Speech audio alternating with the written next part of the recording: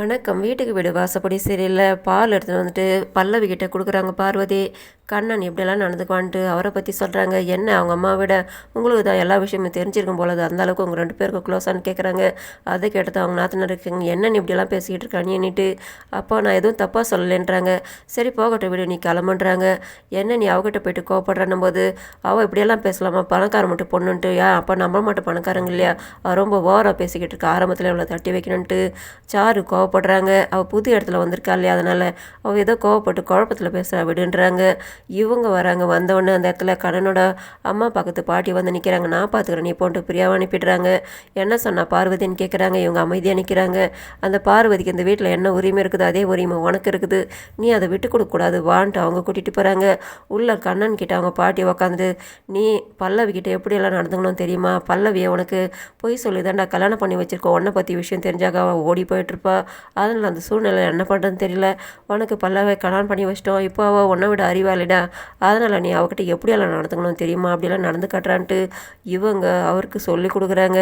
அவர் ஒவ்வொரு மாதிரி நடிச்சு காட்டுறாரு. இவங்க திட்டுறாங்க, இப்படியெல்லாம் பண்ணாக்கா ஓடி போயிடுவாடா, உன்னை பற்றி அவளுக்கு தெரியாதுடா, நைட்டில் வேறு நடக்கிற விஷயம் அவளுக்கு தெரியாது, அதெல்லாம் தெரிஞ்சால் ரொம்ப பிரச்சனையாகும்டா, அதெல்லாம் நீ அவளை தெரியாமல் பார்த்துக்கோ, கயிறெல்லாம் கட்டுவி அந்த மாதிரிலாம் கட்டி வைக்காத, அவள் உள்ளே வந்தாலாம் கதவு போட்டுக்கிடா, நீங்கள் 2 பேருமே சந்தோஷமாக வாழணும்டா, நீ அந்த பேச்சை காப்பாற்றுவேன்ட்டு நானும் நம்புகிறேன், நீ இந்த மாதிரிலாம் இருக்காதடா, தெரிஞ்சு நடந்துக்கிறியா தெரியாத நடந்துக்கிறியான்னு தெரியல, அதனால் நீ பல்லவியை புரிஞ்சு நடந்துக்கோ, அவள் உன்னை கரெக்டாக பெரிய ஆள் ஆக்கிடுவான்ட்டு இவங்க கண்ணனுக்கு அட்வைஸ் பண்ணிக்கிட்டு இருக்காங்க. அந்த நேரத்தில் பல்லவியும் அவங்க பாட்டி வந்து நிற்கிறாங்க. நாம் 2 பேரும் வெளியில் போயிடலாம் வான்ட்டு அவங்க பேசுறதுக்கு போகிறாங்க.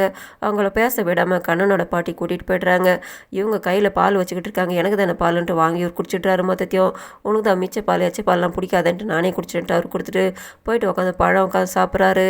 இவர் விளையாட்டுத்தனமாகவே காமெடியாகவே பேசிக்கிட்டே அவர் பாட்டுக்கு சொல்கிறாரு, எனக்கு உன்னை பிடிக்கல தான், வீட்டில் இருக்கிறவங்க சொல்லிட்டாங்களேன்ட்டு தான் நான் உன்னை கல்யாணம் பண்ணிக்கிட்டேன், என்ன பண்ணுறது, நீயும் நல்லா தான் இருக்க, அப்போ நீயும் பழம் சாப்பிட்றியாலாம் சொல்கிறாரு. என்ன இவன் நான் சொல்ல விடதெல்லாம் இவன் சொல்லி கேட்டிருக்கான்ட்டு, பரவாயில்ல சரி இந்த வீட்டில் மற்றவங்க சொல்லிட்டாங்கன்னு தான் கல்யாணம் பண்ணிக்கிட்டேன் இருக்கட்டும்ன்ட்டு இவர் போய்ட்டு கதை போட்டுட்டு வந்துட்டு, நான் படுக்க போகிறேன், லைட்டை நிறுத்திடு, அதே நேரத்தில் ஏசி போடாதே, எனக்கு குளிரணிட்டு நீ போய்ட்டு கீழே படுத்துக்கோன்ட்டு இவர் போய்ட்டு படுத்துடுறாரு.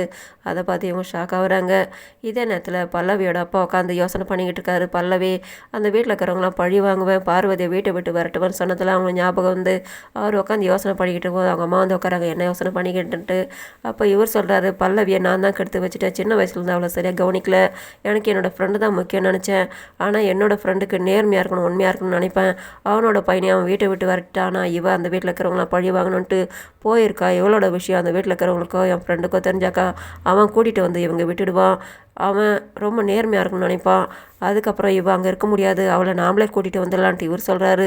அவகிட்ட நம்ம பேசலாம், எப்படி பார்த்தாலும் பார்வதி தானே இவ்வளோத்துக்கும் காரணம், அவள் அஜயை கல்யாணம் பண்ணிக்கிறதுக்கு ஆசைப்பட்டா, அந்த இடத்துல அவள் தானே அனுப்பி வச்சுட்டா எல்லாமே பார்வதி எல்லான்ட்டு, அவள் என்ன பண்ணுவா, அந்த சூழ்நிலை சமாளிக்கிறதுக்காக தான் கண்ணனை கல்யாணம் பண்ணி வச்சா, ஆனால் நம்ம பொண்ணுக்கிட்ட நம்ம சொன்னால் அவள் எடுத்துக்க மாட்டா, மாப்பிள்ளை மேலே எனக்கு நம்பிக்கை இருக்குது, மாப்பிள்ளை இவளை புரிஞ்சு நடந்துக்கிட்டு நம்ம பொண்ணை ஒரு வழி கொண்டு வந்து நல்லபடியாக வாழ்வாங்கன்ட்டு எனக்கு மாப்பிள்ளை மேலே நம்பிக்கை இருக்குதுன்ட்டு இவர் சொல்கிறாரு. 10 மணி ஆகுது. கண்ணன் தூக்கத்தில் எழுந்து வெளியில் போய்ட்றாரு. 3 மணிக்கு வந்து உள்ளே வந்துட்டு பல்லவி பக்கத்தில் படுத்துடுறாரு. ப்ரோமோவில் பாட்டி வந்து இவங்க 2 பேரும் ஒன்றா படுத்துக்கிறத பார்த்துட்டு கண்ணனை எழுப்பி சொல்கிறாங்க, பரவாயில்லடா ஜமாய் ஜமாயின்ட்டு சொல்லிட்டு போகிறாங்க. இவர் கண்ணை முழிச்சு பார்க்குறாரு, பல்லவியும் கண்ணை முழிச்சு பார்த்துடுறாங்க. 2 பேருமே ஷாக் ஆகிட்டு கத்துறாங்க. இதோட முடியுது. நன்றி, வணக்கம்.